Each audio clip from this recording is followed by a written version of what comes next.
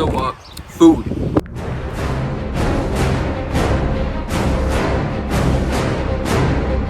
You eat it, with your mouth. And I think we can all agree that food is pretty good. Maybe even great, honestly. But, humans, they have wrong opinions. In fact, everybody who's not me has wrong opinions, because I'm the only one that doesn't have wrong opinions. Because everything I say is 100% the truth, okay? And all these people who aren't me are wrong about things. Like come on, like seriously. And then they have the gall, the absolute balls to announce their fucking opinions and act like they're somehow relevant or like correct or even or it's like obvious. Which sees us in this, okay?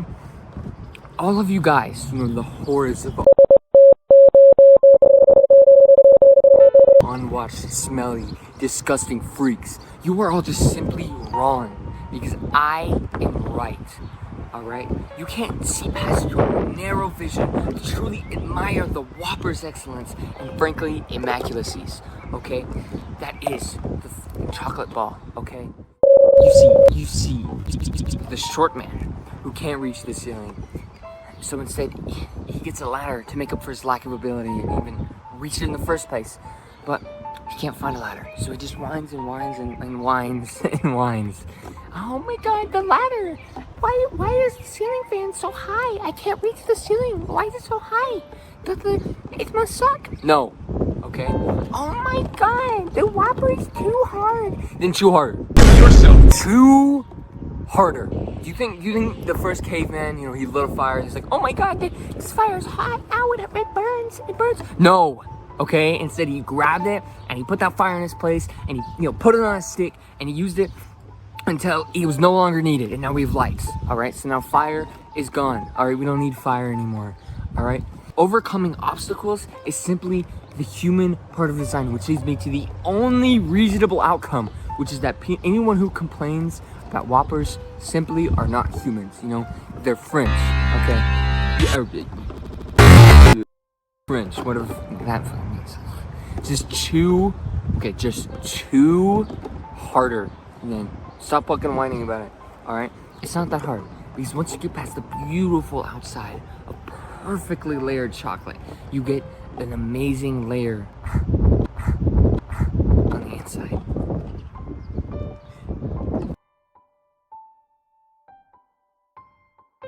Once you treat the full experience of these wonderful creations, the creamy, milky, vanilla inside, which just or even whenever you just like let it sit in your mouth and it just disintegrates into nothingness until it's hollow and you just bite into it and now it's just gone into your mouth, and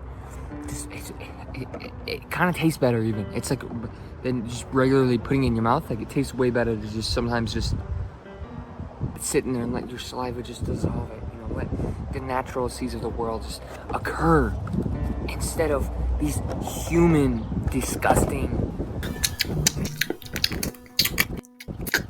But that's not it, okay? The Whopper is literally immune to the affairs of this mortal plane, alright? Through the past decades of extreme inflation and the growing impossibility of poorness, everything now is super expensive. It's harder to be alive at all. Like getting McDonald's once a day now costs $180 a week.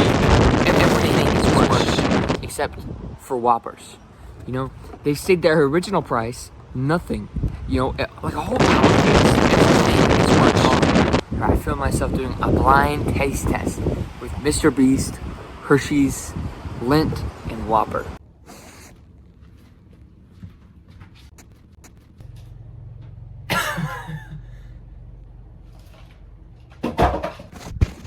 In fact, they can't even really be considered chocolate, okay? Because they come from the South America, all right? And the first depiction of them occur in the Bible, as said in Matthew 12, 16 states. And then the Lord, once upon himself, looked into the sky, bellowing his most vacant thoughts of why anything around him were to be transpiring, as it were. And as the Lord gazed, he once agreed that to end his peril, thought the only indifference were to be brown a round of milk, as from teat of the most motherless cow, only onto himself. Then once more he gazed longingly at his hand and realized what he had described had at appeared. his hand and realized what he had described had appeared. He then consumed the small sphere of excellence before yelling a primal scream of pure pleasure. He met eyes with the fantastical creation, then readjusted himself towards his future. He had defeated his aimless wants for the time being, and at the very least had quenched his appetite for the foreseen future. One by one, his steps ascended him towards the bottom of the mountain, and evermore passed into the future.